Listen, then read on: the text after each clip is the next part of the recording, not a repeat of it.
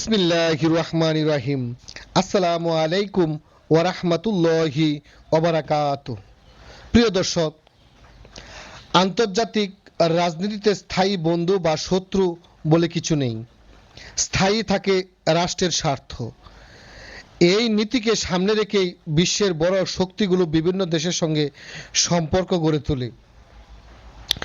যুক্তরাষ্ট্র বিশ্বের অন্যতম পরাশক্তি।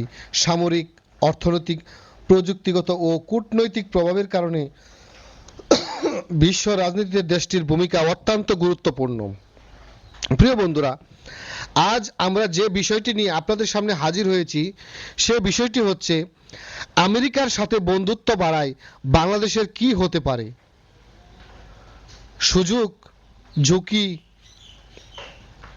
ও বিভিন্ন বিশ্লেষকের দৃষ্টিভঙ্গি। প্রিয় বন্ধুরা, সম্প্রতি বাংলাদেশ ও যুক্তরাষ্ট্রের সম্পর্ক নিয়ে নতুন করে আলোচনা শুরু হয়েছে। কেউ বলছেন এই সম্পর্কে বাংলাদেশের জন্য নতুন অর্থনৈতিক ও কূটনৈতিক সুযোগ তৈরি করতে পারবে। আবার কিছু রাজনৈতিক বিশ্লেষক ও সমালোচকদের মতে বড় শক্তিগুলোর সঙ্গে ঘনিষ্ঠ সম্পর্ক কখনো কখনো একটি দেশকে ভূ রাজনৈতিক প্রতিযোগিতার কেন্দ্রেও পরিণত করতে পারে। আজকের এই প্রতিবেদনে আমরা দেখাবো বাংলাদেশের জন্য সম্ভাব্য সুযোগ কি, সম্ভাব্য ঝুঁকি কি এবং বিভিন্ন বিশ্লেষক এ বিষয়ে কি মতামত দিচ্ছেন। প্রথমে একটি বিষয় পরিষ্কার করে বলা জরুরি, অনেক বিশ্লেষকদের মতে যুক্তরাষ্ট্র বিশ্বের বিভিন্ন অঞ্চলে নিজেদের কৌশলগত ও অর্থনৈতিক নিরাপত্তাগত স্বার্থের গুরুত্ব দিয়ে নীতি নির্ধারণ করে। সমালোচকদের দাবি, এ কারণে কখনো কখনো বিভিন্ন দেশের রাজনৈতিক উত্তেজনা ও ক্ষমতার প্রতিযোগিতায় যুক্তরাষ্ট্রের ভূমিকা নিয়ে প্রশ্ন ওঠে। তবে অনেক বিশ্লেষকরা বলেন একই সঙ্গে যুক্তরাষ্ট্র বহু দেশের অর্থনৈতিক উন্নয়ন, শিক্ষা, প্রযুক্তি, স্বাস্থ্য, নিরাপত্তা সহযোগিতার গুরুত্বপূর্ণ অবদান রেখেছে। ফলে বিষয়টি একপাক্ষিক নয়, বরং বিভিন্ন দৃষ্টিভঙ্গি রয়েছে। বাংলাদেশের ক্ষেত্রে একেই প্রশ্ন উঠেছে, যদি যুক্তরাষ্ট্রের সঙ্গে সম্পর্ক আরও গভীর হয় তাহলে তার প্রভাব কি হতে পারে।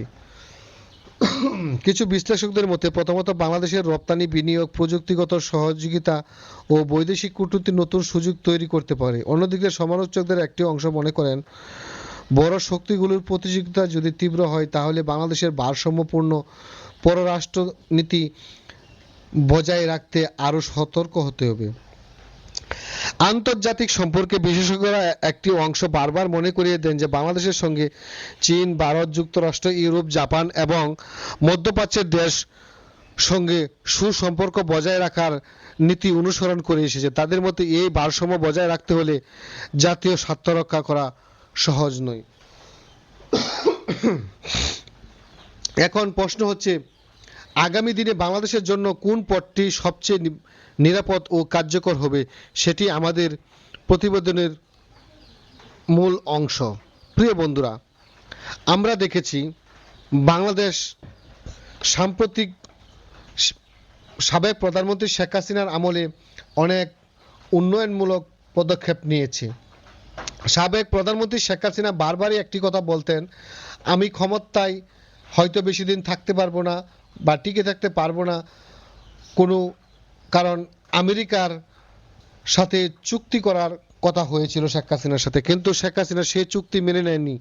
দেশের স্বার্থে তিনি বলতেন যে ক্ষমতায় প্রয়োজনে আমি থাকবো না, কিন্তু দেশ বিক্রি করবো না, এরকম কথা বলতেন, যা সোশ্যাল মিডিয়ায় বিভিন্ন বিশ্লেষকরা এবং শেখ হাসিনার বয়ানে সোশ্যাল মিডিয়ায় ঘোরাফেরা করছে। প্রিয় বন্ধুরা, এখন দেখা যাচ্ছে আমেরিকার সাথে যেসব চুক্তি করা হয়েছে সেসব চুক্তি দেশের জন্য কতটুক উপকার হয়েছে, কতটুক ক্ষতি হয়েছে দেশের জনগণ ধীরে ধীরে টের পাচ্ছে।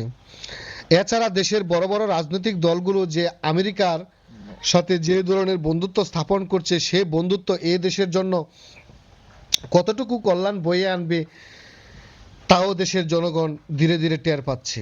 প্রিয় বন্ধুরা, আমরা যারা রাজনীতি করি না বা যারা রাজনীতি করে তাদের মধ্যে তফাৎ হচ্ছে, রাজনীতিবিদরা সবসময় মনে করে যে তারাই দেশের সর্বোচ্চ মাপের জ্ঞানী, সর্বোচ্চ মাপের পণ্ডিত, তারা যা ভাবে, যা চালাকি করে তা অন্য কেউ বুঝতে পারবে না। কিন্তু পৃথিবীতে কেউ নিজেকে সর্বস্ব মনে করতে পারে না। একমাত্র সর্বস্ব যিনি, সর্বক্ষমতার অধিকারী যিনি, সর্বশক্তিশালী যিনি, তিনি মহান আল্লাহ পাক রাব্বুল আলামিন। উনার কাছেই ক্ষমতা। আল্লাহ ক্ষমতা দেন মানুষকে পরীক্ষা করার জন্য। ক্ষমতার সুব্যবহার যে করে আল্লাহ তাকে শান্তি দেন, ক্ষমতার অপব্যবহার যে করে আল্লাহ তাকে ধ্বংস করে দেন। প্রিয় বন্ধুরা, বাংলাদেশের রাজনীতির প্রেক্ষাপটে বর্তমান যে পরিস্থিতি, দেশের মানুষ হতাশ হয়ে আছে। কারণ এই আমেরিকা মধ্যপ্রাচ্যের প্রত্যেকটি দেশের সাথে, যাদের সাথে সম্পর্ক করেছে, সে দেশের অবস্থা তছনছ করে দিয়েছে। সে দেশে তারা যুদ্ধ বাঁধিয়ে অন্য দেশের সাথে একটি দেশের আর্থিক, সামাজিক এবং রাজনৈতিক সমস্ত কিছু ধ্বংস করে দিয়েছে, দেশের একতা বিনষ্ট করে দিয়েছে। সে দেশেই এখন বাংলাদেশের হস্তক্ষেপ করছে। জানি না এ দেশের পরিস্থিতি কেমন হয়, জানি না এ দেশে কেমন করে চলে এ দেশের রাজনীতি। তবু আমরা এ দেশকে ভালোবাসি, এ দেশের স্বার্থে জীবন দিতে পারি। আমরা রাজনীতিবিদদের এরকম চাই যারা দেশের উপকারে আসে, দেশের জনগণের উপকারে আসে, দেশ বিক্রি করে কারো গোলামি করার জন্য নয়। ওই ধরনের রাজনীতি, ওই ধরনের ক্ষমতাকে আমরা প্রত্যাখ্যান করি। প্রিয় বন্ধুরা, আসুন দেশকে ভালোবাসি, দেশের স্বার্থে নিজের জীবন উৎসর্গ করি। সকলে ভালো থাকুন, সুস্থ থাকুন। আল্লাহ হাফেজ। আসসালামু আলাইকুম ওয়া রাহমাতুল্লাহি ওয়া বারাকাতুহু।